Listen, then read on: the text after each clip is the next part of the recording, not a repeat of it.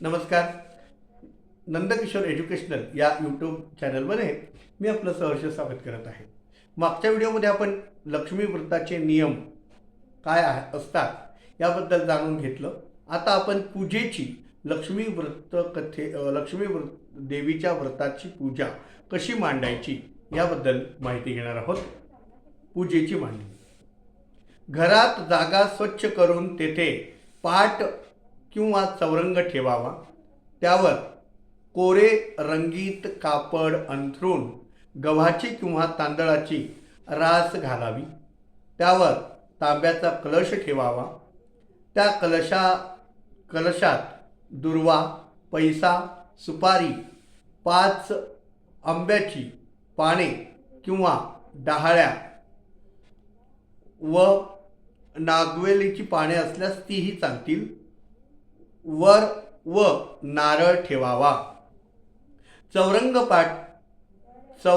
अथवा पाटावर कलशाजवळ श्री लक्ष्मी देवीचा फोटो आणि लक्ष्मी यंत्राचा कागद ठेवावा. मूर्ती असल्यास ती ठेवावी.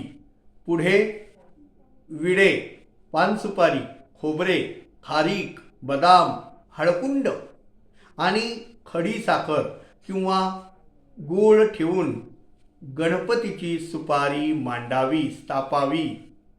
पूजा झाल्यावर खडी साखरेचा किंवा गुळाचा नैवेद्य दाखवून आरती करावी. कहाणी वाचून झाल्यावर मग जमलेल्या लोकांना गुळाचा प्रसाद द्यावा. रात्री श्रीलक्ष्मीला गोड पदार्थाचा नैवेद्य दाखवून गाईला गोग्रास घालून नंतर आपण जेवण करावे.